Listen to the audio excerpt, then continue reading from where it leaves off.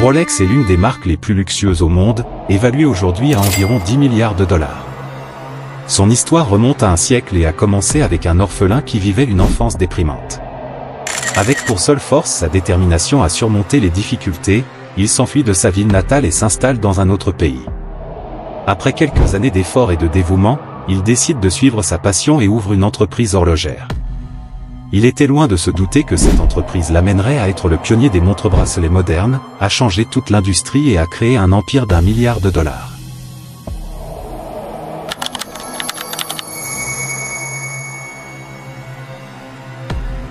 Hans Wilsdorf est né à Kulmbach, en Allemagne, le 22 mars 1881, de ses parents Anna et Johann Daniel Wilsdorf. Il est le deuxième fils d'une famille de 3 enfants. Sa famille dirige une entreprise assez prospère, héritée de son grand-père, qui vend des articles en fer, les classant dans la catégorie moyenne. Malheureusement, sa mère tombe malade au cours des années suivantes et meurt en 1892. Pour couronner le tout, 1 an plus tard, son père décède à son tour, laissant Hans orphelin à l'âge de 12 ans. Désormais sous la garde des frères de sa mère, ses oncles décident immédiatement de vendre l'entreprise familiale et d'utiliser une partie de l'argent pour leur éducation, en y plaçant tous les 3 dans un bel internat prestigieux appelé Ernestinum Coburg, en Bavière, en Allemagne. Hans a très vite détesté cette décision et s'est mis à déprimer. Dans sa nouvelle ville, Hans est considéré comme un étranger et les autres garçons se moquent souvent de lui à cause de sa religion. Pour surmonter cette enfance difficile, il décide de se concentrer sur l'école. En grandissant, il a compris que même s'il n'aimait pas la décision de ses oncles, elle était devenue un facteur important de sa réussite. Nos oncles n'étaient pas indifférents à notre sort. Cependant, la manière dont ils m'ont fait devenir autonome très tôt m'a fait prendre l'habitude de m'occuper de mes biens et, avec le recul, je crois que c'est à cela que je dois une grande partie de mon succès. Hans aimait lire des livres et devint un élève assez brillant à l'école. Les matières dans lesquelles il excellait le plus étaient les mathématiques et les langues, où il a appris le français et l'anglais. Il a toujours été curieux des voyages et savait que les langues seraient très utiles, ce qui finirait par jouer un rôle important dans sa carrière. À l'école, il se lie d'amitié avec un jeune Suisse qui lui racontait des histoires sur son lieu de naissance, le Chaux-de-Fonds, une ville située en Suisse et connue pour sa longue histoire dans l'industrie horlogère, ce qui intrigue beaucoup Hans. Un jour, Hans en a eu assez de son mode de vie et a quitté le pensionnat allemand pour s'installer à Genève, en Suisse. À l'âge de 19 ans, il a trouvé un emploi d'apprenti dans une société internationale d'exportation de perles. Cette société achetait des perles sur différents marchés et les triait, les classait et les conditionnait pour les vendre aux bijoutiers. Il a remarqué que l'entreprise ne créait pas grand-chose de nouveau, mais qu'elle réalisait tout de même de gros bénéfices. Là, il s'est engagé à apprendre leur tactique commerciale et a commencé à gagner beaucoup d'argent pour son âge. Un jour, Hans reçoit une lettre de son ami qui lui propose de travailler pour une entreprise appelée Kuno Cortan. Kuno Cortan est l'une des plus grandes entreprises horlogères de qualité de l'époque et exporte chaque année pour environ 1 million de francs suisses de montres de poche. Elle produisait également certaines de ses propres montres à partir de zéro. Cette entreprise de renom était basée à la Chaux-de-Fonds, l'endroit où il avait toujours voulu aller. Même si l'entreprise dans laquelle il travaillait déjà était plus avantageuse pour lui, sa curiosité pour l'endroit et le secteur de l'horlogerie était plus forte. C'est pourquoi en 1900, il a déménagé au Chaux-de-Fonds pour travailler dans cette entreprise. Il est engagé comme correspondant et commis anglais grâce à son aptitude à écrire et à lire l'anglais qu'il a appris à l'école et reçoit un salaire mensuel de 80 francs suisses. Il est également chargé de remonter des centaines de montres de poche chaque jour et d'en vérifier l'exactitude. Il a acquis une connaissance approfondie de l'horlogerie et de la production de tous les types de montres. Cependant, son séjour a été écourté. Après seulement 2 ans passés à Cunoton, il a dû retourner en Allemagne et faire son service militaire. Après son service militaire, à l'âge de 22 ans, il est parti à Londres, en Angleterre, pour travailler dans une autre entreprise de montres de haute qualité. Là, il se voit confier un rôle plus important et est désormais chargé d'augmenter les ventes de l'entreprise. Pendant les 2 années qu'il a passées là-bas, il a réussi à trouver davantage de clients pour l'entreprise et à augmenter ses ventes.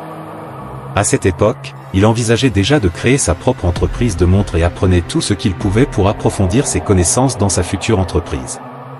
Au cours de ces années, il a également rencontré sa future femme, Florence Frances Mecrotti, et s'est marié peu de temps après.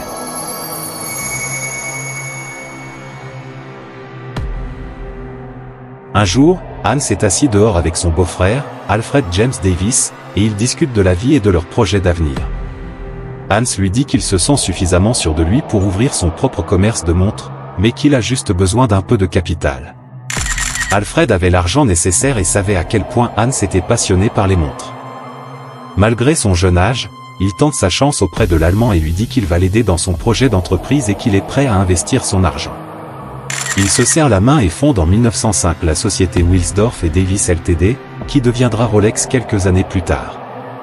Il s'associe à une entreprise horlogère suisse, Hermann Eglé, et commence à importer des pièces d'horlogerie du pays suisse vers l'Angleterre en les plaçant dans des boîtiers de montres. Ils ouvrent également un bureau à Bienne, en Suisse, pour favoriser leur partenariat dans cette ville. Peu après, ils se spécialisent dans la distribution de pièces d'horlogerie à des prix abordables. Même si Hans est un amoureux des montres, il y a quelque chose qu'il trouve désagréable dans l'industrie horlogère, les montres de poche. À cette époque, les montres bracelets étaient surtout portées par les femmes, en tant que bijoux, et certains les méprisaient parce qu'elles n'étaient pas assez précises pour donner l'heure. Ces montres étaient beaucoup plus petites que les montres de poche, et se composaient de mouvements plus petits, qui faisaient régulièrement avancer l'horloge plus vite ou plus lentement que l'heure normale, en raison des détails petits et complexes des mouvements. C'est la principale raison pour laquelle les montres de poche étaient plus populaires à l'époque, et elles étaient considérées comme masculines, en raison de leur taille encombrante, et pour Hans, elles n'étaient pas pratiques à utiliser. C'était un peu gênant pour lui chaque fois qu'il devait mettre la main dans la poche pour voir l'heure, surtout lorsqu'il avait les mains occupées. Jusqu'alors, on pensait qu'il était presque impossible de créer la montre bracelet parfaite, capable d'indiquer l'heure exacte en permanence, et d'être utilisée tous les jours. Mon opinion personnelle est que les montres de poche disparaîtront presque complètement, et que les montres bracelets les remplaceront définitivement. Hans a prédit que, tôt ou tard, les montres bracelets allaient devenir la nouvelle norme pour tout le monde, et il s'est entièrement consacré à faire de cela une réalité. Il a passé des années suivantes à voyager dans de nombreux pays d'Europe, et à rencontrer d'innombrables horlogers pour discuter des moindres détails des montres. Au cours de ces années, il a commencé à produire ses propres montres bracelets à partir de l'année où il a fondé sa société. Une montre après l'autre, il s'est efforcé de créer une montre bracelet de meilleure qualité et plus fiable pour les hommes et les femmes, en appliquant ce qu'il a appris des autres horlogers au cours de son voyage. Peu après, son entreprise a commencé à prendre de l'ampleur, et, en 1908, elle était déjà l'une des plus grandes entreprises de l'industrie horlogère en Angleterre.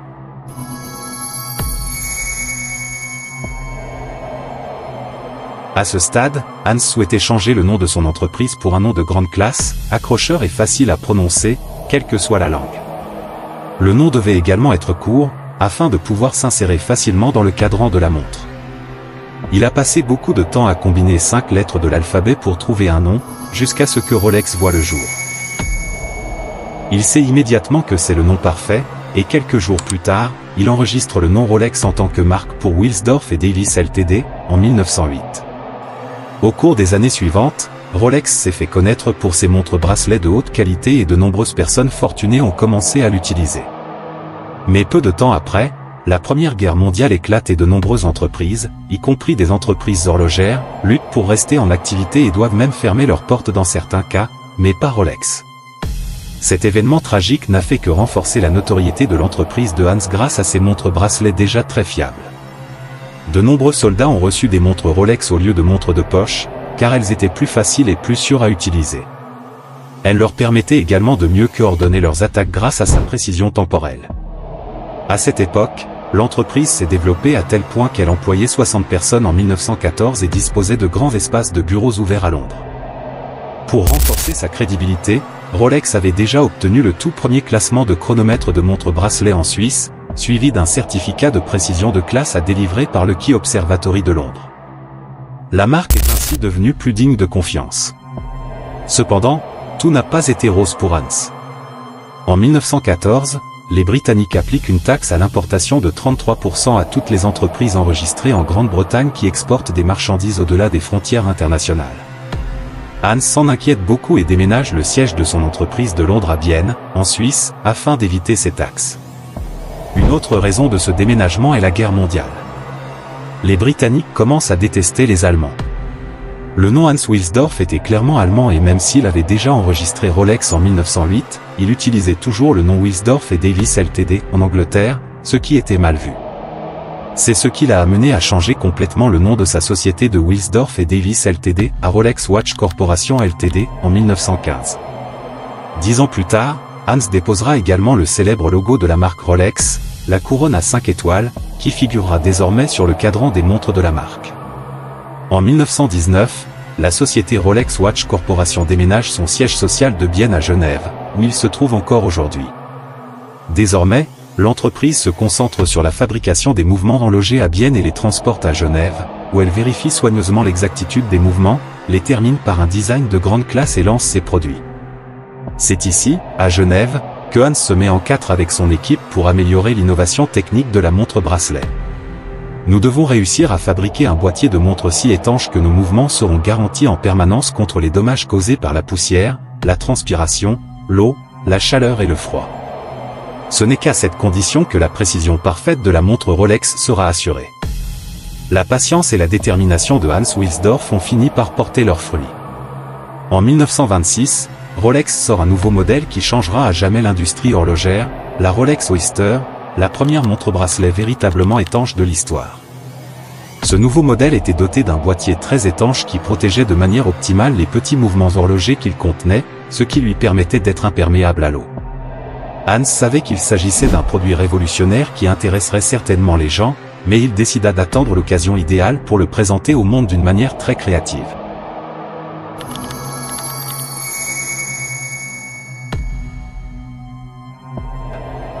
En 1927, Hans a entendu parler d'une femme de Londres, Mercedes Glaze, qui prétendait être capable de traverser à la nage la Manche, une étendue d'eau de 20,5 miles qui sépare l'Angleterre de la France. Les gens ne l'ayant pas cru, elle s'apprête à recommencer devant des milliers de personnes, même si la température de l'eau est beaucoup plus froide.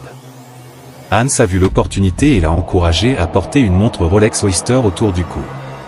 Après avoir nagé pendant plus de 10 heures, elle a été tirée de l'eau après avoir frôlé la mort par congélation et a réussi à traverser la Manche au 4,5e de sa longueur. La tâche n'a pas été couronnée de succès, mais la Rolex Oyster est sortie de l'eau en parfait état. Les gens sont devenus fous de la montre et Hans a suivi la publicité en payant une annonce dans le journal Daily Mail de Londres en rapport avec l'événement. C'est à ce moment-là que Rolex acquiert une renommée internationale en tant que montre révolutionnaire. Pour renforcer le battage médiatique, Hans a également commercialisé sa Rolex Oyster à l'intérieur de bols à poissons, avec de vrais poissons à l'intérieur, sur le présentoir de vente de chaque concessionnaire Rolex pour que les gens puissent la voir lorsqu'ils passent devant. Cette stratégie géniale a fonctionné à merveille et les gens sont devenus accros à ces produits. À ce stade, Hans décide de faire beaucoup de publicité pour Rolex.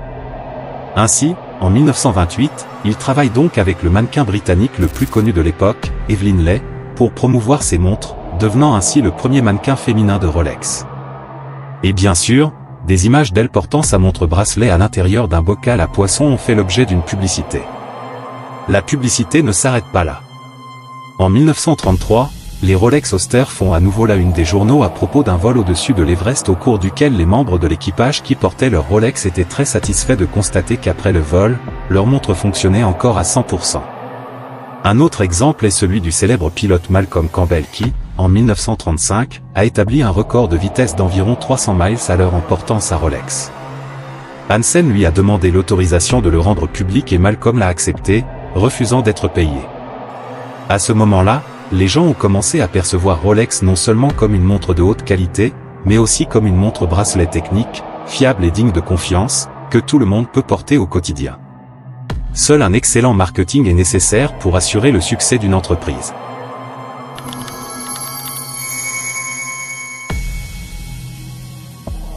À cette époque, Rolex continue de fasciner les gens en présentant son nouveau modèle, la Rolex Oyster Perpetual, en 1931, qui est la première montre bracelet étanche et à remontage automatique de l'histoire.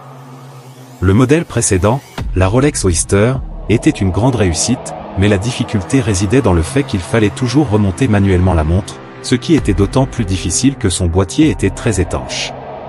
Il fallait dévisser la couronne de l'Oyster, la remonter, puis la revisser avec précaution. Créer cette montre automatique était un rêve que les gens ont essayé de perfectionner pendant des siècles, mais aucun n'a réussi jusqu'à ce que Rolex le fasse. Entre 1934 et 1940, Hans a également produit quelques montres de haute qualité en dehors de la marque Rolex et l'a commercialisée sous son propre nom, mais cette activité a été abandonnée en raison de la haine que les marchés français, britanniques et américains éprouvaient à l'égard de l'Allemagne. Malgré toutes ces réalisations, Hans a encore eu des difficultés à pénétrer le marché et a dû travailler 2 fois plus dur pour créer une entreprise prospère en raison de son nom allemand. Lorsque la Seconde Guerre mondiale a éclaté, Rolex a été durement touché. Il devient difficile et coûteux d'exporter des produits en dehors de la Suisse vers d'autres grands marchés européens. Hans est frustré par cette situation et, comble de malchance, une autre tragédie s'ensuit. Sa femme décède en 1944. En souvenir de sa femme, il a créé la Fondation Wilsdorf, une organisation caritative pour des causes sociales. Il est à noter que, peu avant sa mort, Hans a transféré 100% des actions de Rolex à la Fondation Wilsdorf, qui en est toujours propriétaire et la contrôle à ce jour. Par conséquent, Rolex ne sera jamais coté en bourse, ne sera jamais vendu et ne paiera pas d'impôts car il s'agit essentiellement d'une organisation caritative. Dès la fin de la Seconde Guerre mondiale, Rolex a commencé à prendre son essor et ce, de manière considérable. Pour vous donner une idée, en 1946, Rolex a vendu son 50000e chronomètre Rolex certifié qu'elle a commencé à certifier il y a 20 ans. L'année suivante, en 1947, les ventes ont atteint le 10000e chronomètre Rolex certifié, doublant ainsi les ventes des 2 décennies précédentes en une seule année. Son succès a été soutenu par son nouveau modèle sorti en 1945, la Rolex D-Juste, la première montre-bracelet étanche à remontage automatique à indiquer la date du mois sur le cadran. Ce modèle a été suivi par un autre modèle révolutionnaire près de 10 ans plus tard, la Rolex D-Date, la première montre-bracelet étanche et à remontage automatique à indiquer non seulement la date du mois, mais aussi le jour de la semaine. Ces types de montres sont encore visibles aujourd'hui, ce qui constitue souvent la norme en matière d'utilisation normale des montres-bracelets. Au cours des années 50, Rolex n'a cessé de sortir une série de montres innovantes. La plus légendaire est la Rolex Submarinée, lancée en 1953. Il s'agissait de la première montre-bracelet étanche pour la plongée profonde, capable d'atteindre 100 mètres de profondeur dans l'océan sans dysfonctionner. Hans Wilsdorf est décédé en 1960. Après sa mort, Rolex a commencé à se présenter comme la marque de luxe qu'elle est aujourd'hui. L'entreprise a davantage axé sur marketing sur une collection de montres exclusives destinées aux personnes de la haute société, ce qui a fonctionné. Un autre facteur à prendre en considération est qu'en 1985, Rolex a commencé à fabriquer ses montres en 904 litres, un acier très résistant et coûteux, devenant ainsi la première montre à le faire, ce qui est l'une des raisons de leur prix élevé. Aujourd'hui, Rolex reste la marque de montre la plus connue au monde. Orphelin à l'enfance difficile, Hans Wilsdorf a suivi sa propre voie et est responsable de l'évolution de l'industrie horlogère vers ce que nous connaissons aujourd'hui. Sa passion pour le design et l'innovation technique l'a placé sur la liste des hommes les plus influents de l'industrie et son héritage peut être vu aujourd'hui dans chaque personne portant une Rolex. Merci à tous d'avoir regardé. N'oubliez pas de vous abonner et d'ici là, je vous donne rendez-vous dans la prochaine édition.